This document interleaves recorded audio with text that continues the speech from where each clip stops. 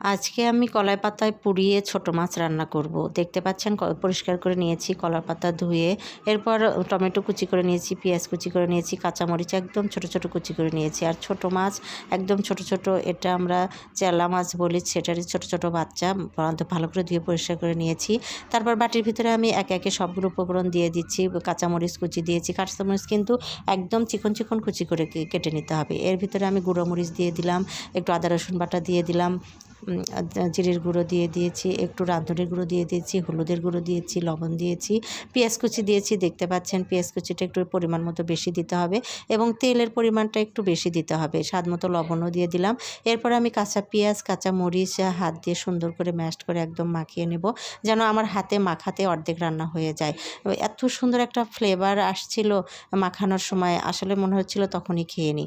অনেক টেস্ট হয়েছিল কিন্তু। এরপর আমি মাখানো শেষ হয়ে গেছে, কড়াইয়ে আমি কলার পাতাগুলো সুন্দরভাবে বিছিয়ে দিচ্ছি। দেখতে পাচ্ছেন একটা কলার পাতা দিলে কিন্তু হবে না, আমি বেশ কয়েকটা স্টেপে কলার পাতা দিয়েছি, একটার পর আরেকটা, আরেকটার পর একটা, এভাবে বেশ কয়েকটা কলার পাতা আমি পরিষ্কার করে ধুয়ে রেখেছিলাম, সেগুলো একে একে সব দিয়ে দিয়েছি। এর ভিতরে আমি সেই মাখানো মাছগুলো এখন দিয়ে দিব, দিয়ে টুথপিক দিয়ে পিন করে দেব যেন বের না হয়ে আসে। আমি মাখানো মাছগুলো দিয়ে দিয়েছি। এরপর আমি একটার পর একটা মানে টুথপিক দিয়ে পিন করে দেব, মানে পুরোটা আমি ঢেকে দেব। এইভাবে পাতাটাকে আমি পেঁচিয়ে পেঁচিয়ে মুড়িয়ে মুড়িয়ে একটার পর আরেকটা এভাবে স্টেপ করে নিয়ে নিচ্ছি। এরকম করা হয়ে গেলে আমি টুথপিক দিয়ে আমি পুরো পাতাগুলো একদম পিন করে দিয়ে দেবো, যেন খুলে না যায়, ভিতর থেকে মশলাগুলো যেন বের না হয়ে আসে। এভাবে আমার হয়ে গেল, করা হয়ে গেছে, টুথপিক দেওয়া হয়ে গেছে। এরপর আমি চুলায় দিয়ে দেব।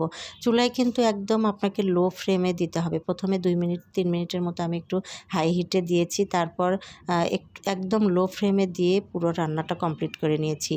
এটা আপনি যদি একটু তাপটা জোরে দেন তাহলে কিন্তু আগেই মশলাগুলো নষ্ট হয়ে যাবে, পুড়িয়ে যাবে। যার কারণে এখানে যেহেতু আমি কোনো পানি ব্যবহার করিনি, তাই একদম অল্প তাপে এটা রান্না করে কমপ্লিট করে নিতে হবে। তারপরে বেশ কিছুক্ষণ লো হিটে দিয়ে আমি রান্নাটা কমপ্লিট করে নিয়েছি, হয়ে গেছে আমার রান্না। এরপর আমি খুলে দেখাবো, আমি টুথপিকগুলো খুলে নিচ্ছি, দেখতে পাচ্ছেন। এরপর আমি খুলে দেখাবো ভিতরের অবস্থাটা কেমন হলো। এত সুন্দর একটা মানে খেতে মজা, আপনারা বাসায় ট্রাই না করলে বুঝতে পারবেন না। দেখতে পাচ্ছেন স্কিনে আমার টুথপিক খোলা হয়ে গেছে, আমি খুলে দেখাচ্ছি। এত সুন্দর খেতে কিন্তু অনেক মজা হয়েছিল। আর আপনারা অবশ্যই বাসায় ট্রাই করবেন আর আমাকে জানাবেন কেমন হয়েছিল। আর এই রান্নাতে কিন্তু একটু ঝালটা বেশি দিতে হয় এবং তেলের পরিমাণটা একটু বেশি দিতে হয়। যেহেতু আমি কোনো পানি অ্যাপ্লাই করিনি, তাই তেলেই সিদ্ধ হয়ে যায় এই রান্নাটা এবং ভাপে সিদ্ধ হয়ে যায় অল্প তাপে।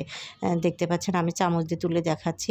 অনেক মজা হয়েছিল খেতে, আশা করি আপনাদের ভালো লাগবে।